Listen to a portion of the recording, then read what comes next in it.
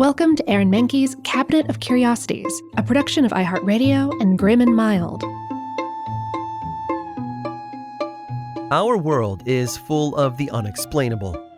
And if history is an open book, all of these amazing tales are right there on display, just waiting for us to explore. Welcome to the Cabinet of Curiosities.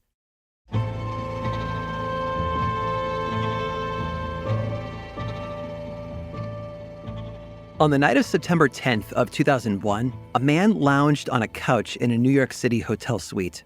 Outside his window, the bright lights of Manhattan cut through the darkness. He could see the Twin Towers jutting upwards, taller than any other buildings in the city. The man hadn't felt this good in a long time. His whole body was exhausted from the show he'd put on a few hours before. But it was okay, because his tour was finally over, and for once he wasn't alone in his hotel room. His relatives were there with him. You see, this man was always traveling, always away from home, always missing his family. But that night, his mom and his sister sat across from him, smiling and laughing. I don't know what they talked about. Maybe they told stories about when the man was just a kid. Even back then, he'd been a star. Maybe they told him how great that evening's show had been, how excited the fans at Madison Square Garden had been. Or maybe they asked him what he had going on the next day. If they did, he would have told them this. The very next morning, September 11th of 2001, he had a meeting on the top floor of the World Trade Center. Whatever they talked about, it must have been a great conversation because the man's mom and sister didn't leave his hotel room until 4 o'clock in the morning. By the time they were gone, he was totally drained. He barely remembered to set his alarm before he crawled into bed and fell asleep. The next morning at 8:46 a.m., American Airlines Flight 11 crashed into the North Tower of the World Trade Center. 17 minutes later, Flight 175 struck the South Tower. In the process, Manhattan became the setting of the deadliest terrorist attack in U.S. history, with over 3,000 people killed. Rubble littered the ground, smoke rose high into the air, and first responders risked their lives to save others. Across the country, news stations played footage of the horrifying tragedy. Even today, it would be difficult to find a single person over the age of 30 that doesn't remember exactly where they were the moment they heard the news. Back then, though, word was still spreading, and in that New York City hotel room, the man's alarm beeped, and beeped, and beeped. He should have been inside the World Trade Center at the very moment the plane struck, but he was so tired that he had slept through his alarm. It wasn't until the sounds of explosions and sirens broke out that he woke up, got out of bed, and ran to his window. The peaceful scene from the night before was gone. The Twin Towers were in shambles. Just as he began to understand what happened, the man's hotel phone rang. He picked it up and heard his mom's frantic voice on the other end. She wanted to make sure that her son was alive. He told her, and I quote, "Mother, I'm okay, thanks to you. You kept me up talking so late that I overslept and missed my appointment." And listen, the last I slept through my alarm, it pretty much ruined my whole day, but I can't even begin to imagine how grateful this man must have been. He went on to live for another 8 years, but those were trying times for him. The man who had once sold out shows at Madison Square Garden became the subject of widespread controversy. Fame, something that he had had since he was 11 years old, took its toll. His legacy had been damaged time and time again. And this might be what inspired his brother to write a memoir. The story about this man narrowly escaping 9/11 was revealed in his brother's book, which was published in 2011. It also gives more intimate details of the man's life and reminds readers that while he was a complicated and often troubled figure, the impact he made on music and pop culture is undeniable.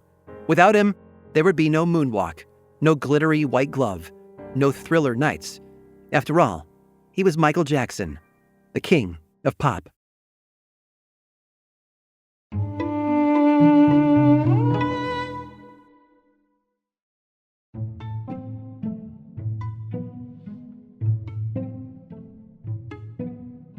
In September of 1863, the Civil War was at its height. The Union and Confederate armies faced off in northwestern Georgia in a conflict now known as the Battle of Chickamauga. It was a horrible, brutal fight, becoming the second deadliest battle of the Civil War, only behind Gettysburg. But in the midst of this fighting stood a very curious soldier. His name was John Clem. He was from Ohio, and he left to join the Union Army a little over 2 years prior. At first, he served as a drummer for Michigan's 22nd Regiment, but anxious to do more, he quickly traded his drumsticks for a musket. When the 22nd Regiment entered the Battle of Chickamauga on September 18th of 1863, John Clem marched alongside them. For 2 days, they fought. For 2 days, they stuck together. Then, disaster struck. A group of Confederate soldiers surrounded them. John became separated from the rest of his regiment. When he looked up, he found himself staring straight into the eyes of a Confederate colonel. The colonel sized John Clem up and said, and I quote, "I think the best thing a mite of a chap like you can do is drop that gun." But John Clem did not drop his gun. Quite the opposite. He lifted the musket, aimed it right at the colonel, and shot. Then he turned around and sprinted away as fast as he possibly could. And behind him, the colonel yelled out some choice words, calling John a damned little Yankee devil. But John probably didn't hear that bit. He'd managed to make it back across Union lines and was safely with his fellow fighters. Although the Confederate Army won the battle that day, John Clem survived, and he would soon be honored for his bravery against the colonel. He was promoted from soldier to sergeant, which meant that he was now officially an officer in the U.S. Army. The only catch was, John Clem was 12 years old. It's crazy, I know. It was a journey that started just a few years earlier, too. John's mother had died when he was 9 years old, and after she was gone, he ran away from home in the hope of joining the Army. He'd actually been turned away from at least one other regiment on account of the whole thing of being a child before the 22nd Michigan Regiment accepted him. When they did finally let him in, it was only so that he could be a sort of unofficial mascot/drummer boy. He was more like an adopted child who the other soldiers took care of than an actual member of the U.S. military. But John kept insisting that he wasn't there to drum. He was there to fight. Eventually, his commander agreed that he could have a musket, although they had to saw part of the end off to make it light enough for the child to carry. Regardless, at the Battle of Chickamauga, John Clem clearly proved that he meant business. Still, for all his bravery, there was the pesky problem of being a minor.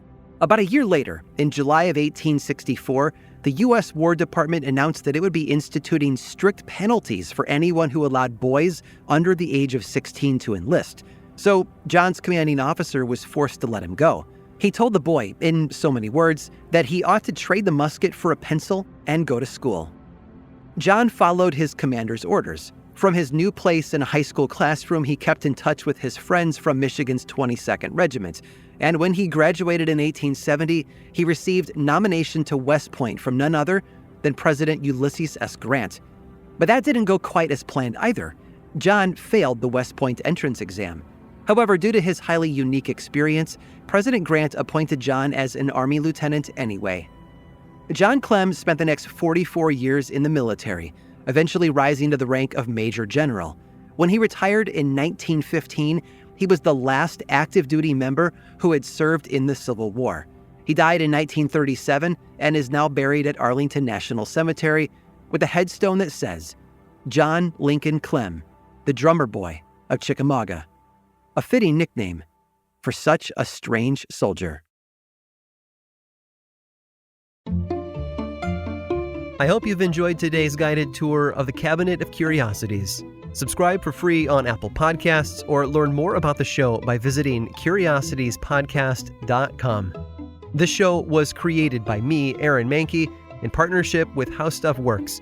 I make another award-winning show called Lore, which is a podcast, book series, and television show, and you can learn all about it over at theworldoflore.com. And until next time, stay curious.